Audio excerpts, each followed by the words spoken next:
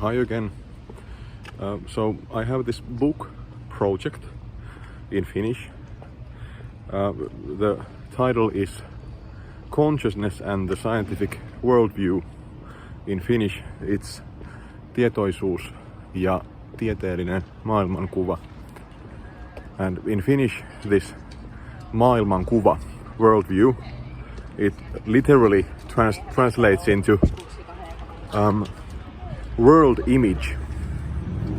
So it emphasizes the point that the scientific worldview is just an image of the world or picture. And the main claim of the book is, as you surely guess if you have listened to my talks and read my work, the claim is that consciousness or this here is part of the concrete reality in itself that science merely models. The book is targeted for lay people, like not professional philosophers or psychologists or neuroscientists, because I think that these issues are really not technical eventually at all. They pertain to our existence, our subjective being in the world here. So they touch us all, these questions. What is it, this here, to exist in the world? And how do I know this, what is going on here? What is this here? You can call it consciousness or existence. And how is this related to everything else? The so-called external world, what is outside my consciousness. For example, you, because you are outside my consciousness. At least you were before you started listening to this video. Now my consciousness is affecting your consciousness, so we are not completely separate, but most of the time we are separate. So my plan was to organize this book into 3 main sections that are called this, it, and then you guess this is it.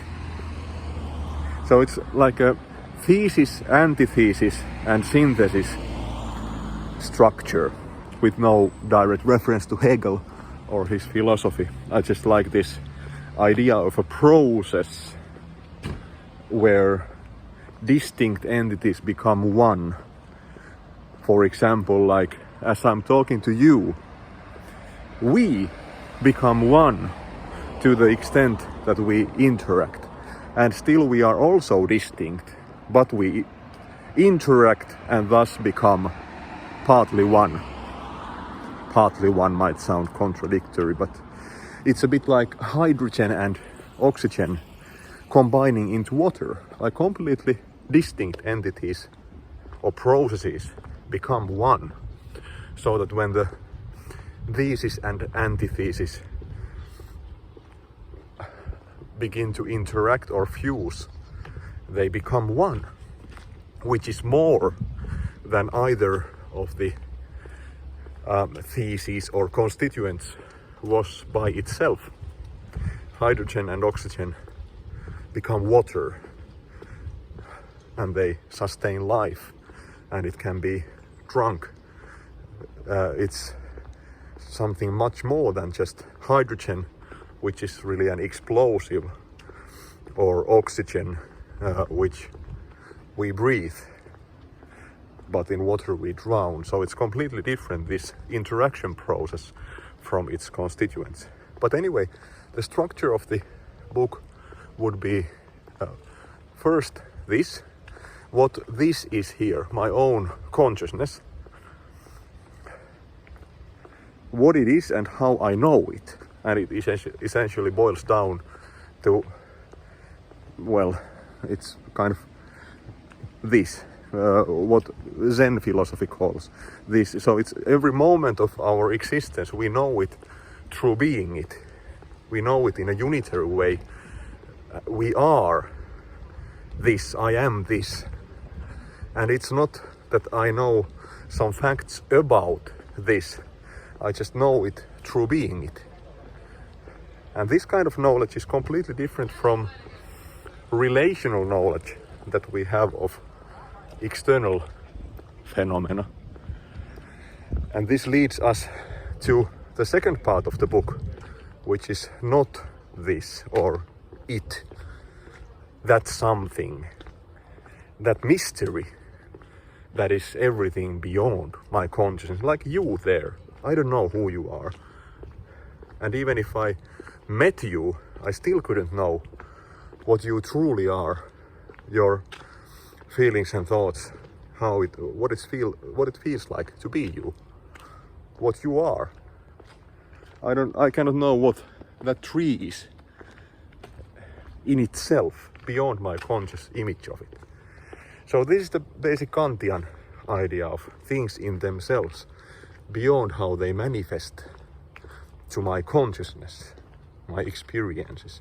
And that something, that thing in itself is not this, or that something that produces my observations. All that which is distinct from this process here, which is my consciousness. And it's a mystery. We cannot know it.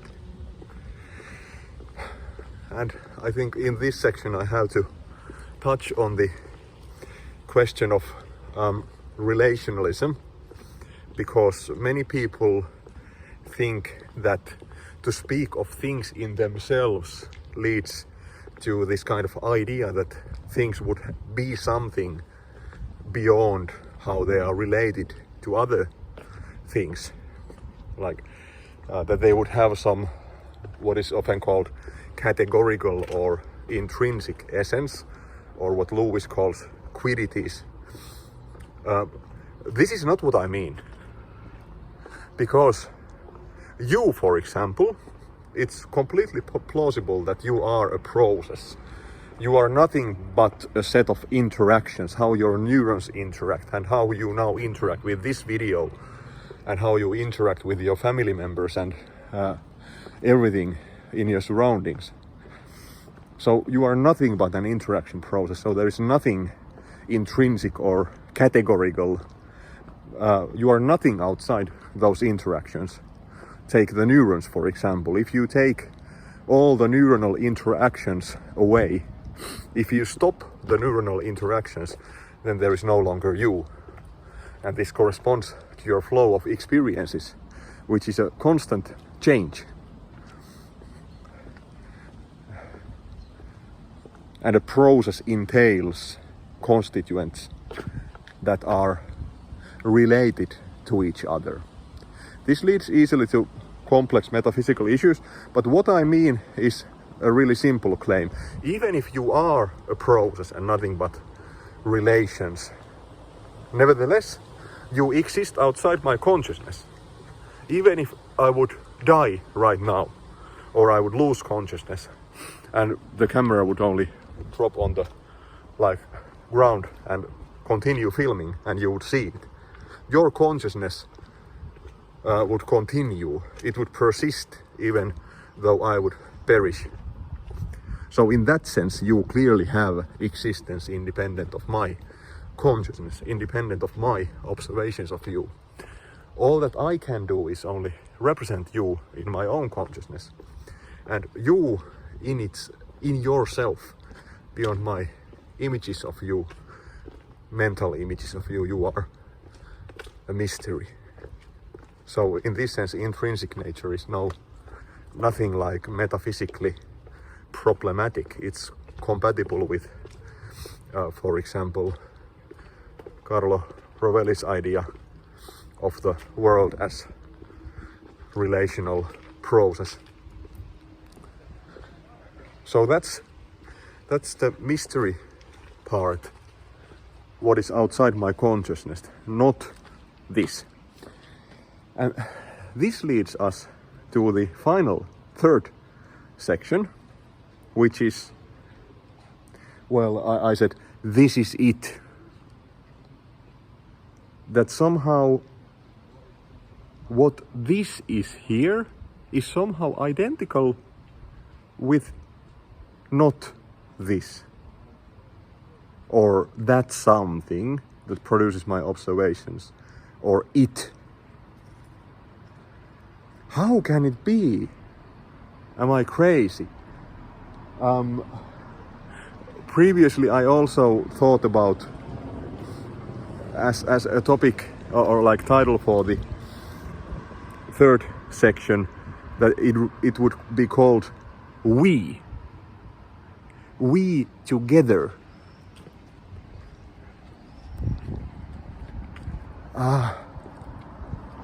And why? Why is that?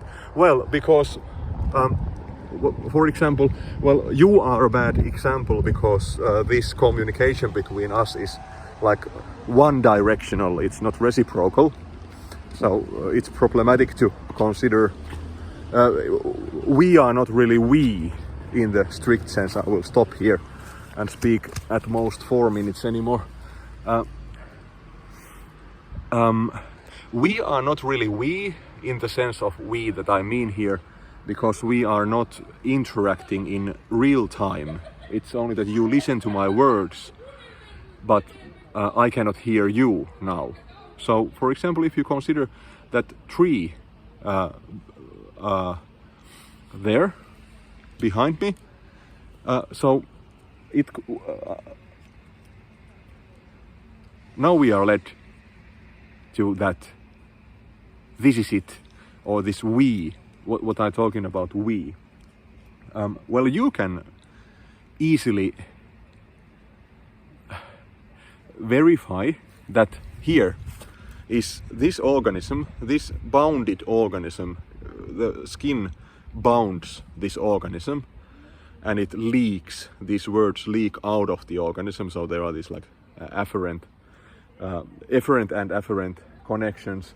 I like produce these words and I sense, and here I sense the word, the tree, and I also affect the tree. We form this constant interaction process here. You can see that, you could see the nerves in my hand going to my brain, and there is this causal interaction between the tree and me. So you can say that we form here an interaction process. And what are now the constituents of that interaction process? You could say that the constituents are my body that you can see here and the tree that you can see there. But I cannot say that, because all I have is this experience here, experience of the tree there, and experience of my body as something distinct from the tree. But it's all this, what I perceive and sense right now. Of course I sense the tree as something external, but still it's part of my conscious existence, what is real for me subjectively. The tree is there subjectively for me. And this is what makes solipsistic scenarios possible. I myself personally cannot logically rule out the possibility that there is no tree. And it's funny because you can see the same tree, so we would need to have the same hallucination as in Matrix, for example, the movie. But anyways, for me you could also be a hallucination, so I was just presuming that you exist. And well, solipsism per se is not really interesting, but it just demonstrates how I cannot step outside my own consciousness to see if there is really this tree, because all I have is this experience of the tree here. It's really concrete and real, but so are my pains and every other of my experiences. So for me, there is only this here, this existence right now, right here. But from your perspective, what I call this experience, this existence, is an interaction process between my organism here and that tree. As you can see, as you watch this video, you see that I interact with a tree. So this is where we come to that we part, like, I mean, we, me and the tree.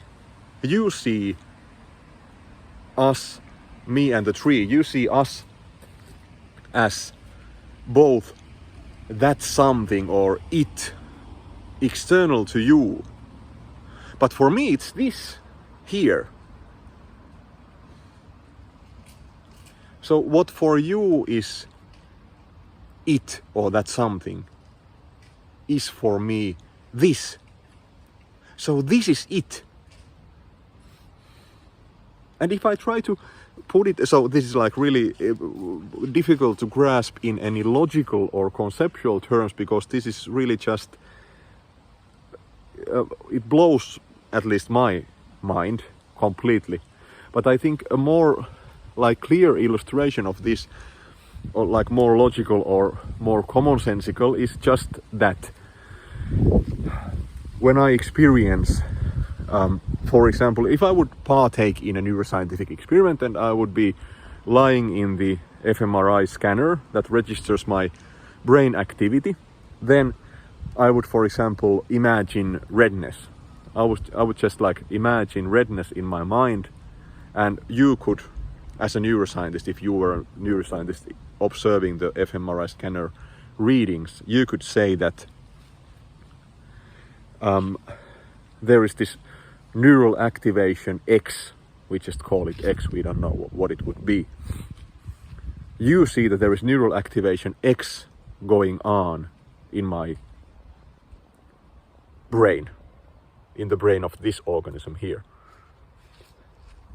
And for you, there is something out there that produces the observation of the neural activation. That something or it, that mysterious it out there that produces the neural activation patterns. And for me, what you call it is this, my imagining redness. So in that sense, this is also it. It depends on perspective. So, and somehow these perspectives can merge as we talk here as well. So we become partly one and the same process. So immediately when I start talking about this, it's impossible, because what I just said was just thinking in my mind. And I cannot ever step outside my consciousness to speak of it or that something out there. It's strictly impossible, and this is where it all like collapses again. It like breaks down completely, because I cannot talk about it. So now everything crumbles and the whole book is nonsense. I can only talk about this and not at all about it or that something out there, for example, you out there. But at the same time, somehow we are all one here. I'm one with the tree here. But I cannot say that I'm one with the tree, because I cannot say that there is some tree outside my consciousness, because all I experience is this. So this is why writing the book is so difficult. But I just thought I will like explain it. It becomes paradoxical. I try to still write the book. It's in Finnish. So if you cannot read Finnish, you cannot read it. But if the book will be good enough, then I trust that someone will translate it And if not, then it proves that it's so lousy that no one will translate it. But anyway, so it lowers kind of the threshold of writing it, because it's just my own process. But anyway, yeah, that's the structure of the book. Bye bye.